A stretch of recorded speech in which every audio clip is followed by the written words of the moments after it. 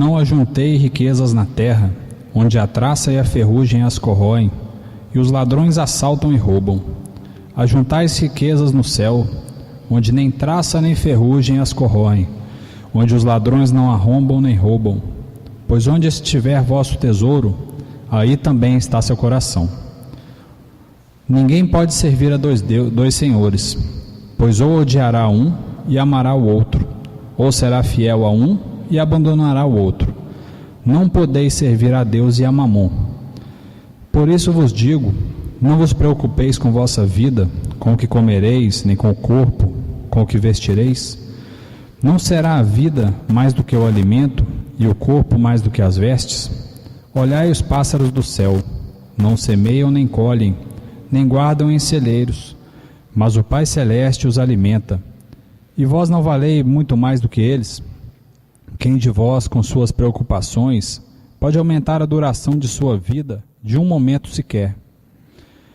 Observai como crescem os lírios do campo. Não trabalham nem fiam, mas eu vos digo que nem Salomão, com toda a sua glória, se vestiu como um deles. Se Deus veste assim a erva do campo, que hoje cresce e amanhã será lançada ao fogo, quanto mais a vós, gente de pouca fé. Por isso não vos preocupeis, dizendo, o que vamos comer, o que vamos beber, com que vamos nos vestir? São os pagãos que se preocupam com tudo isso. Ora, vosso Pai Celeste sabe que necessitais de tudo isso. Buscai, pois, em primeiro lugar o reino de Deus, e sua justiça, e todas as coisas vos serão dadas de acréscimo. Não vos preocupeis com o dia de amanhã. O dia de amanhã terá suas próprias dificuldades. A cada dia basta o seu peso. Percebemos nessa frase, quando Jesus diz no Evangelho, que não é possível servir a dois senhores. Não é possível servir a Deus e a Mamon. Quem é Mamon? Então, Mamon, do hebraico, pode ser traduzido para a nossa língua como riquezas. Por extensão, a gente pode considerar todas as coisas do mundo. Então, a gente considera Mamon, no texto, como todas as coisas do mundo. Além disso, Mamon pode ser considerado também como um deus daquela época, um Deus antigo, que estava também relacionado às riquezas. O que é interessante a gente observar nessa frase? Então Jesus disse, não é possível servir como se fossem um senhor, a dois senhores. Então observem, notem bem, ele diz que não é possível tratar as coisas do mundo como um senhor. Se alguém considera as coisas do mundo como um senhor, nós consideramos então aquela coisa como acima de nós. Então Jesus quer dizer com isso que as coisas do mundo, as riquezas, não são coisas da mesma natureza do que as coisas do Espírito, as coisas de Deus. São coisas totalmente diferentes. A começar porque as coisas do mundo são efêmeras, são coisas passageiras, e já as coisas de Deus, as coisas do Espírito são eternas, porque o Espírito é eterno. Quando ocorrer um choque entre as coisas do mundo e as coisas de Deus, uma das duas vai prevalecer. E a gente encontra um choque dessa natureza na passagem bíblica do jovem rico. Então, Jesus Cristo encontra um jovem rico, esse jovem se dirige a Jesus Cristo e pergunta a Jesus, bom mestre, o que é preciso que eu faça para que eu salve meu espírito, para que eu tenha a vida eterna? Então, já começamos a observar que ele reconhece a autoridade de Jesus. Ele sabe quem é Jesus, pois ninguém chega a qualquer pessoa e pergunta o que é preciso para se salvar. Então ele sabia com quem ele estava falando. E logo após, Jesus responde para ele, siga todos os mandamentos de Moisés, que os judeus seguiam naquela época. Então ele disse, mas eu já faço tudo isso, eu não roubo, não mato. Então Jesus disse ainda, se queres ser perfeito, então largue tudo e siga-me. Então nesse momento, esse jovem rico, que era um jovem de posses, tinha uma boa vida material, hesitou e não quis seguir a Jesus Cristo. Então, nesse momento houve um choque, ou seja, as coisas do mundo com as coisas do Espírito, as coisas de Deus. E ele escolheu o que a maioria de nós também talvez escolheria, ele escolheu as coisas do mundo. E quantas vezes no nosso dia a dia nós escolhemos as coisas do mundo, seja as riquezas, seja os nossos problemas práticos, ao invés das coisas de Deus, ao invés de cuidar do nosso espírito, cuidar da nossa evolução. E há aqui um erro de proporcionalidade, que a gente não percebe que as coisas de Deus, as coisas divinas, são incomensuravelmente maiores que as coisas terrenas. Então as coisas de Deus, as coisas do Espírito são eternas. O Espírito em si é eterno. A passagem que nós vivemos, a passagem terrena, é uma passagem momentânea que vai acabar. Outra passagem, que é um exemplo, uma passagem bíblica, que também é um exemplo dessa falta, dessa noção errada que nós temos também quando consideramos que as coisas do mundo estão acima das coisas de Deus, é a parábola que Jesus Cristo nos conta sobre o velho avarento. Então um homem trabalhador, tinha várias posses, juntou várias colheitas de vários anos em vários celeiros e considerou que não precisava fazer mais nada, já estava com a vida ganha e decidiu então aproveitar aquelas riquezas. Decidiu então, vou descansar, vou aproveitar a vida. Então quantas vezes também nós não pensamos isso hoje ainda? Consideramos muitas das vezes que as únicas coisas que devemos fazer em nossas vidas é comer, dormir, trabalhar e buscar de alguma forma alguma fonte de prazer. Porém, esquecemos do nosso espírito. Deixamos o nosso espírito para as calendas gregas, para comprar alguma coisa para a gente resolver muito tempo depois. E isso nunca vai chegar. Deixamos para resolver as coisas de Deus, as coisas do Espírito, daqui a muitos anos, quando ficarmos velhos. Porém, nós não sabemos quanto tempo vamos ter. E nessa parábola do avarento, o que acontece com esse homem logo depois que ele toma a decisão de simplesmente aproveitar as suas riquezas? Ele morre. E tudo aquilo que ele conseguiu amealhar em vida, que ele conseguiu juntar em vida, ele não consegue levar. Porque nós apenas conseguimos levar dessa vida as coisas do Espírito, que são as verdadeiras riquezas. Não conseguimos levar os bens materiais que juntamos em vida. Então, duas falas de Jesus também, que a gente pode relacionar a esse assunto, que são muito importantes. Então Jesus Cristo disse que o seu reino não é deste mundo. Então Jesus disse, meu reino não é deste mundo. Se o reino de Deus não é neste mundo, as verdadeiras riquezas também não são deste mundo. Estão nos planos espirituais, estão na eternidade. Outro trecho importante também, que está no Evangelho de São João, pouco antes de Jesus Cristo ser crucificado, quando ele estava despedindo dos seus apóstolos, é um dos trechos mais bonitos do Evangelho, e ele conclui com essas palavras: tenho-vos dito todas essas coisas, para que em mim tenhais paz. No mundo tereis aflição, mas tende bom ânimo, eu venci o mundo. Então Jesus venceu o mundo. Nós, seres encarnados, seres humanos, devemos enxergar a vida, enxergar as coisas do plano espiritual, não do plano material. Quando a gente enxerga as coisas do plano espiritual, nós vamos nos colocar acima do mundo. Acima do mundo em qual sentido? Não nos colocando melhor as pessoas. Porém, nós não podemos deixar nos submeter ao mundo, às coisas do mundo, nos submeter à riqueza, nos submeter a tudo aquilo que o mundo tem que pode nos perder. Então, quando nós não permitimos que o mundo nos domine, nós poderemos dizer um dia que também vencemos o mundo. Passamos por essa encarnação e vencemos o mundo. Um bom exemplo que temos na Bíblia é da passagem quando Jesus passava, se não me engano, por Jericó, e havia naquela cidade um cobrador de impostos, um homem do mundo, um homem que as pessoas, os judeus, não respeitavam, não gostavam, porque era um homem que preocupava com o dinheiro, um cobrador de impostos, que era Zaqueu. Porém, Jesus Cristo, quando estava passando pela cidade, uma multidão foi cercar Jesus, querendo ver, querendo tocar em Jesus. Porém, Zaqueu era um homem muito baixo de estatura, não conseguia chegar próximo de Jesus Cristo.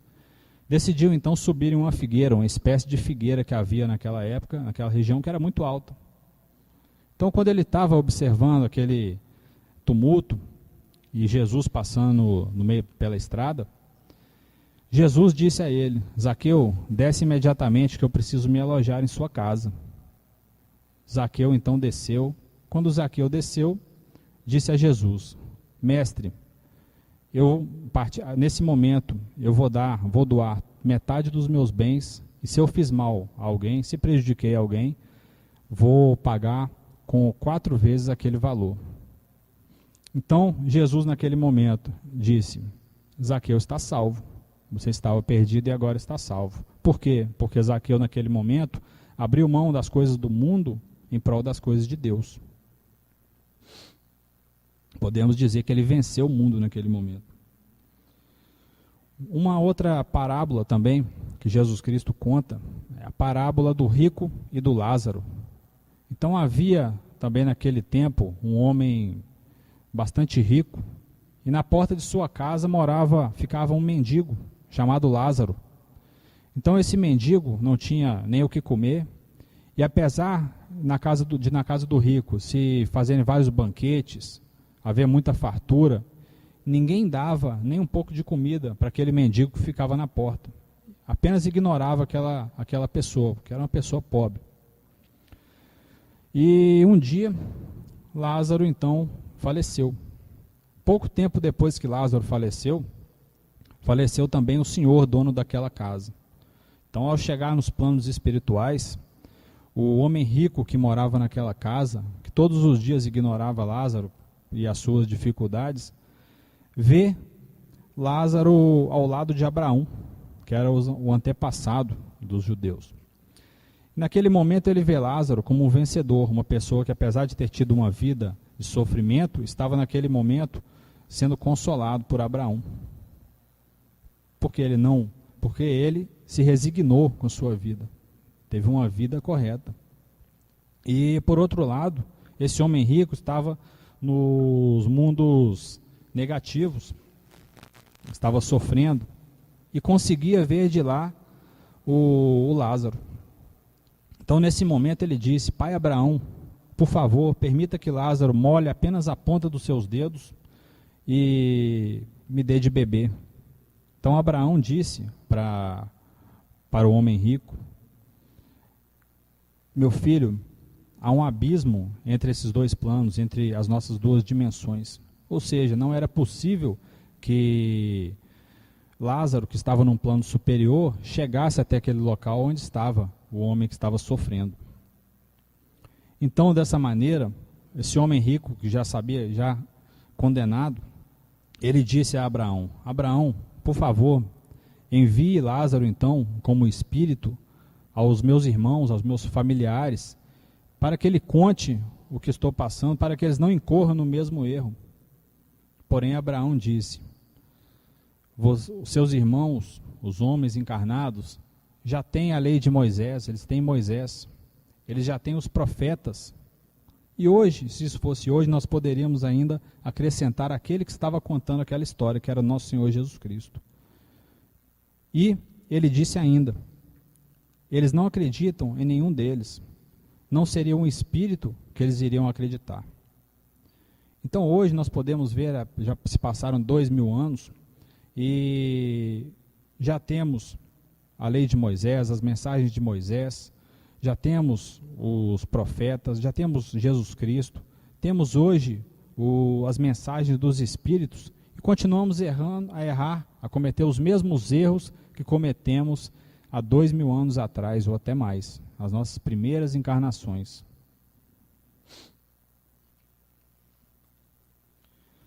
Ainda, uma parábola que está nesse tema, que é a parábola dos talentos.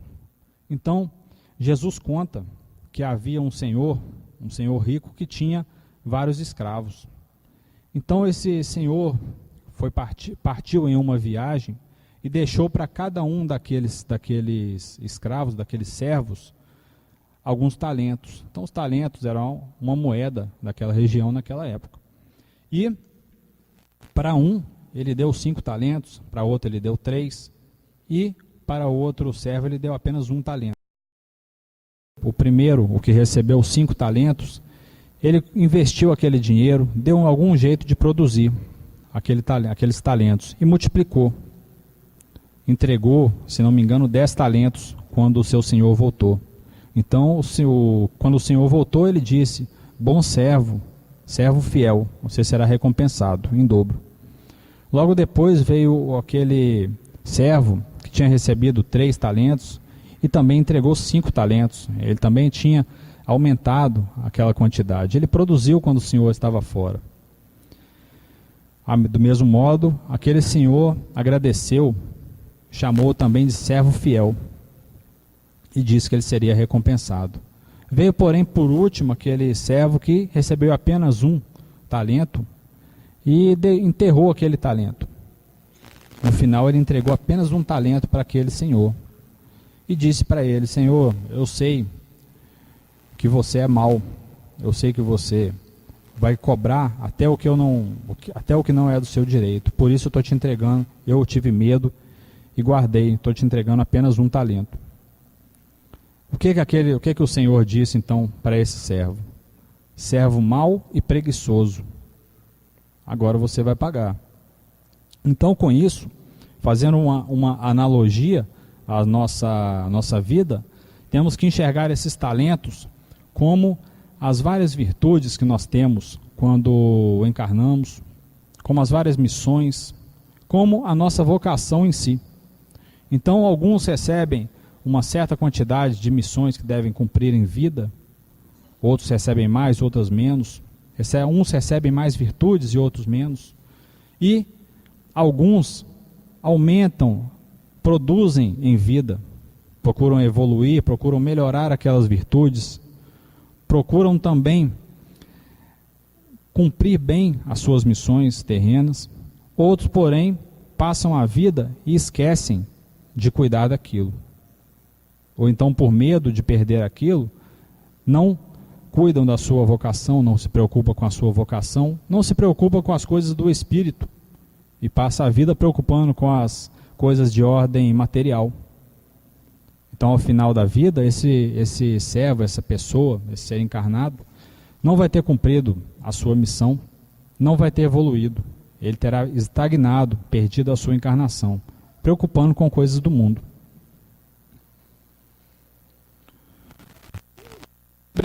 Sobre a riqueza, então, Jesus, pelas palavras de Jesus, podemos concluir, nós espíritas, que a riqueza é uma prova difícil, e muitas pessoas são provadas pela pobreza e algumas são provadas pela riqueza. Então, os bens materiais, o mundo em si, é uma grande provação, porque uma pessoa pode sucumbir às tentações do mundo, deixando de lado as coisas do espírito. Então todos os bens materiais, independente de uma pessoa ser muito rica ou ser pouco rica, aqueles bens materiais, eles ligam as pessoas ao mundo. Eles são o maior elo que uma pessoa pode ter com o mundo e podem impedir que uma pessoa evolua, porque ela vai estar com a sua mente conectada exclusivamente no mundo, não vai se preocupar com as coisas do espírito, com as coisas de Deus. Por isso que Jesus disse: é mais fácil um camelo passar pelo buraco da agulha que um rico entrar no reino dos céus. Jesus não condena dessa maneira a riqueza, e também o trabalho. Por quê? Porque a riqueza, ela, quando conquistada de maneira justa, ela é uma recompensa pelo trabalho e motiva o progresso do mundo. Porém, ela é uma grande tentação. Aquela pessoa que tem uma riqueza em suas mãos não devemos enxergá-la como uma pessoa feliz apenas, é uma pessoa que passa por uma constante provação na sua vida. Por que então que há desigualdade de riquezas, desigualdade social? Então Jesus Cristo diz no Evangelho que sempre haverá pobres entre vós. Por quê? Alguns, então a gente conclui que alguns têm um maior pendor para o trabalho que os outros, uma maior inteligência que os outros. E há também a preexistência da alma. Sabemos que uns vão trabalhar mais que os outros, uns vão querer descansar mais, e há também a preexistência, ou seja, uma pessoa que recebe uma herança, talvez ela precisasse passar pela prova da riqueza. Uma pessoa que nasceu muito pobre, talvez ela precisasse passar por aquela situação de pobreza. Então, quando Jesus disse, meu reino não é deste mundo, podemos concluir que as riquezas verdadeiras não são deste mundo também. Algumas instruções dos Espíritos sobre esse capítulo que nós estamos abordando hoje, do Evangelho segundo o Espiritismo, sobre a verdadeira propriedade. Qual é a verdadeira propriedade que nós podemos ter? São as coisas do Espírito, aquelas coisas que nós levaremos desta vida. E o que é que nós vamos levar dessa vida? São o conhecimento, nossos valores morais, a nossa inteligência, nossas virtudes. Isso nós levamos. Isso fica na bagagem do nosso espírito. Os bens materiais, aquilo que construímos aqui no mundo físico, isso fica por aqui mesmo. Então, devemos concentrar, devemos ter a nossa visão da nossa vida observando no ponto de vista espiritual, considerando que isso aqui que vivemos, essa vida terrena que vivemos é momentânea, ela é efêmera, um dia ela vai acabar. O espírito, porém, é eterno. E qual seria então o melhor emprego que uma pessoa poderia fazer de sua riqueza, de sua fortuna? A caridade. Então, a caridade é a aplicação do amor ao próximo, a aplicação prática, efetiva do amor ao próximo. Então, nós devemos amar ao próximo, como disse nosso Senhor Jesus Cristo. Uma forma que temos de exercer o amor ao próximo é a caridade. E, sempre que possível, uma pessoa deve evitar, quanto à caridade, a constranger aquela pessoa que recebe a ajuda. Então, no caso a beneficência é uma das formas de caridade, mas não é a única. Então, uma pessoa que tem grandes posses, se essa pessoa gerar empregos, se essa pessoa fizer o bem com o seu dinheiro, ela está empregando bem o seu dinheiro. E também, poucas pessoas são ricas, poucas teriam esse problema, esse dilema moral, mas todos têm algum dinheiro. E devemos empregar bem esse dinheiro, seja buscando nos instruir, buscando conhecimento, porque isso são coisas que nós levamos. As coisas do mundo são coisas que ficam por aqui mesmo. Sobre o despreendimento, o desapego aos bens materiais e às coisas do mundo, devemos ter em mente que somos apenas depositários daquelas riquezas que estão em nossas mãos. No momento que Deus resolver passar aquela riqueza para outra pessoa, Ele passará. Então nós somos depositários, apenas estamos com a posse daquele objeto, com a posse daquela riqueza. Aquela riqueza não é nossa. E por isso também não devemos de forma alguma ter orgulho daquilo. Uma pessoa que tem um certo dinheiro, um certo recurso, não deve se orgulhar daquilo. Porque foi sim, ela trabalhou, aquilo é justo, porém Deus permitiu aquilo. Se Deus não tivesse permitido, aquela pessoa não teria isso. Então concluo com essa frase que está também nas instruções dos Espíritos. O desapego aos bens consiste em saber servir aos outros e não apenas a si, a não sacrificar por ele os interesses da sua vida futura e perdê-la sem murmurar.